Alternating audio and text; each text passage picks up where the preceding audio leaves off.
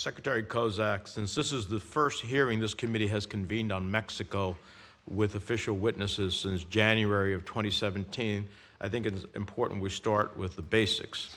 Can you provide us with information about what steps, if any, Secretary Pompeo and the State Department have taken to ensure that Mexico pays for the border wall, as President Trump has claimed will happen?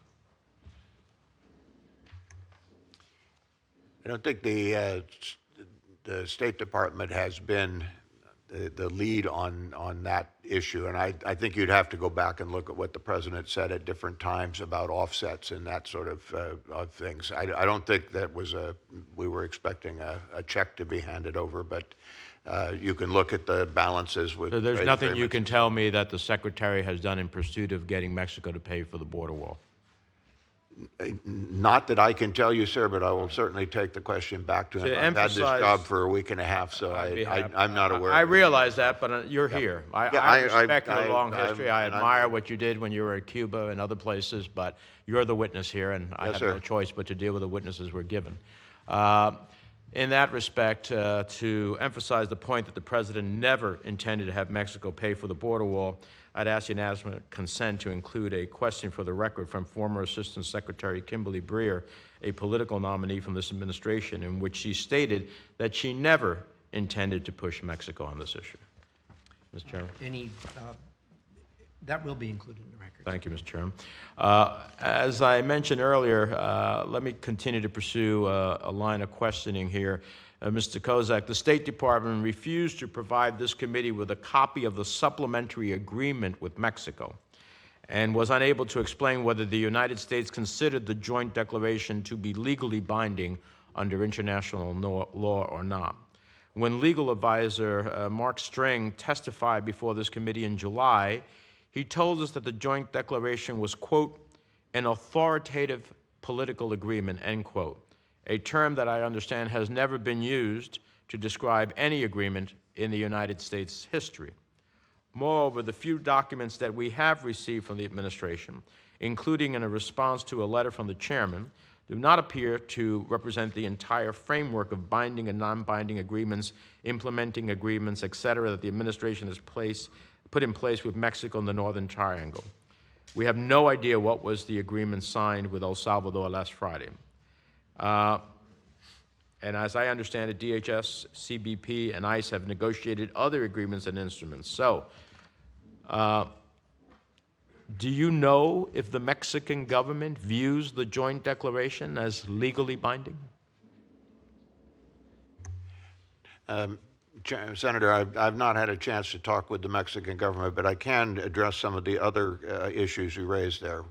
Well, those other issues would be giving me the documents on the committee. Yes, and my understanding is that both the joint declaration and the supplementary agreement have now been provided to the committee.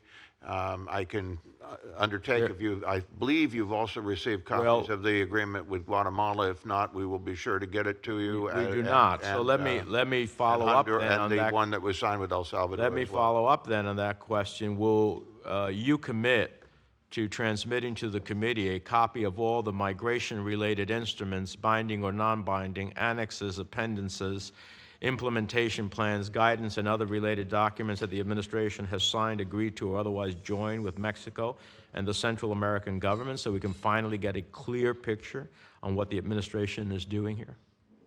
Yes, sir, with the caveat that often implementing agencies have understandings. Some of them, are just procedural and oral, who will be the point of contact and that kind of thing, which we would not necessarily have available to provide you. It's not that there's anything greatly secret, but my understanding is on the Mexican Accords, the latest state of play with the legal advisor's office, and I believe they briefed your staff as well, is that we do consider the supplementary agreement and the joint declaration taken together to constitute a legally binding agreement.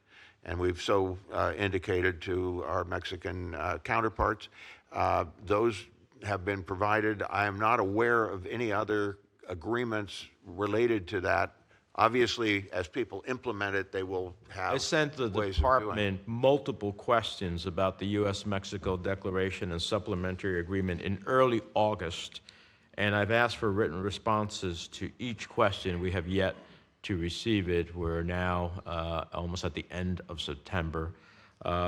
Given the potentially important legal analysis underpinning the U.S. position on these instruments, I think it's critical for Congress to understand it. Can you give us a commitment to get us answers to the questions that have been pending since August within the next week? Yes, sir. We will provide answers to, I think we have recently had at least my understanding was the legal advisor staff had come up and briefed the committee staff and hopefully had addressed those questions. But if there are others that are still We have a unanswered, series of obviously, requests for written responses, and we have not received. then we will work. Finally, sure to can get you tell me whether you can confirm whether the State Department's own website says that the Mexican state of Tamaulipas has the same travel level warning as Syria, level 4, do not travel, due to high levels of violent crime there? That is my understanding. Can you also say that the administration has made clear that levels of violence in Mexico City were not indicators considered when deciding whether to implement the migration protection protocols along the U.S. border? I don't know the answer to whether That's they were what our considered or not, staff sir. was told by officials from DHS, the State Department, Western Hemisphere, and the PRM Bureau, so I'd like you to reconfirm that for me. That's what they were verbally told. And finally, can you tell me whether the administration, at a briefing, told our staff and Republican staff, as I understand, that pregnant women in their third trimester and families with young children are not considered vulnerable populations and therefore will be sent back to Mexico under the Remain in Mexico policy. Can you confirm that? I can't confirm that either, sir. I'll have to would you do consult so with for- DHS and Would you do so for the record? we'll do so.